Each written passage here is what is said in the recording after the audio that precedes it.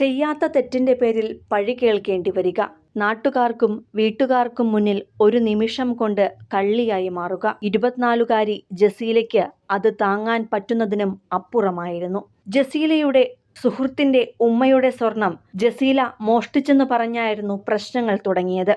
സുഹൃത്തിന്റെ വീട്ടുകാരും ഒപ്പം ഭർത്തൃവീട്ടുകാരും മാനസികമായി തകർക്കും വിധം സംസാരിക്കുകയും വീട്ടിലെത്തി ബഹളം വയ്ക്കുകയും ചെയ്തതോടെ തകർന്നു പോവുകയായിരുന്നു ജസീല. 2 കുഞ്ഞുങ്ങളുടെ ഉമ്മ കൂടിയായ ജസീല ഹൃദയം പൊട്ടിയാണ് തന്റെ അവസാന വീഡിയോ ചിത്രീകരിച്ചതും മനസ്സിലുള്ള സങ്കടങ്ങൾ മുഴുവൻ പറഞ്ഞ് വീഡിയോ ചെയ്തതും. സുഹൃത്തിന്റെ ഉമ്മയുടെ 9.5 പവൻ സ്വർണമാണ് കഴിഞ്ഞ ദിവസം മോഷണം പോയത്. കാസർഗോഡ് ആലമ്പാടി നാലത്തടുക്കയിലായിരുന്നു ജസീലയുടെ വീട്. സ്വർണം മോഷ്ടിച്ചെന്ന് ആരോപിച്ചതിന് പിന്നാലെ വലിയ മനോവിഷമത്തിലായിരുന്നു ജസീല. തുടർന്നാണ് തന്റെ സങ്കടങ്ങളെല്ലാം പറഞ്ഞ് വീഡിയോ ചെയ്യുകയും പിന്നാലെ വിഷം കഴിച്ച് ചെങ്കളയിലെ സ്വകാര്യ ആശുപത്രിയിലാവുകയും ചെയ്തത്. തനിക്ക് എത്ര ദിവസം ഇങ്ങനെ പിടിച്ചു നിൽക്കാൻ കഴിയുമെന്നറിയില്ല എന്നും ജസീല വീഡിയോയിൽ പറഞ്ഞിരുന്നു. ആശുപത്രിയിൽ ചികിത്സയിലായിരുന്ന ജസീല വെള്ളിയാഴ്ചയാണ് മരണത്തിനു കീഴടങ്ങിയത്. ചെയ്യാത്ത തെറ്റിന്റെ പേരിൽ ഞാൻ കുറെ അനുഭവിച്ചു. എന്റെ സുഹൃത്തിന്റെ ഉമ്മയുടെ സ്വർണം എടുത്തു എന്നാണ് പറയുന്നത്. ഭർത്താവിന്റെ വീട്ടുകാരും കുറ്റപ്പെടുത്തുന്നു. ഭർത്താവും അതിന് കൂട്ടുണ്ട്.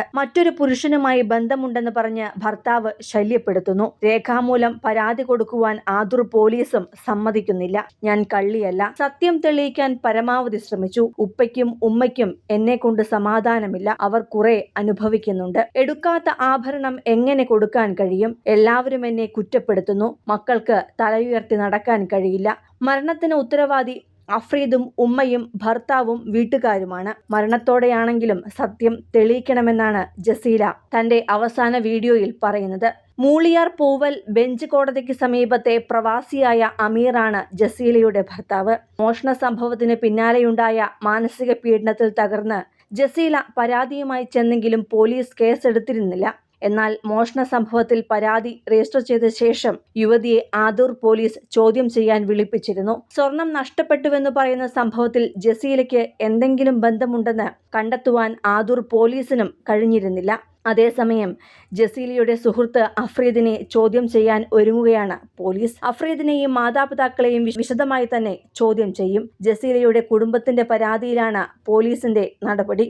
അതേസമയം ജസീല ചെയ്ത വീഡിയോ സോഷ്യൽ മീഡിയയിലടക്കം വ്യാപകമായി പ്രചരിക്കുകയാണ്. കണ്ണീരോടെ ജസീല പറയുന്ന കാര്യങ്ങൾ ആരുടെയും ഹൃദയം നോവിക്കുന്നതുമാണ്.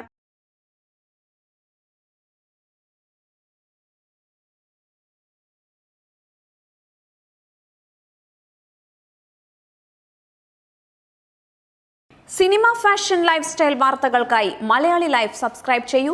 ലേറ്റസ്റ്റ് അപ്ഡേറ്റ്സിനായി ബെൽ ബട്ടണും അമർത്തുക.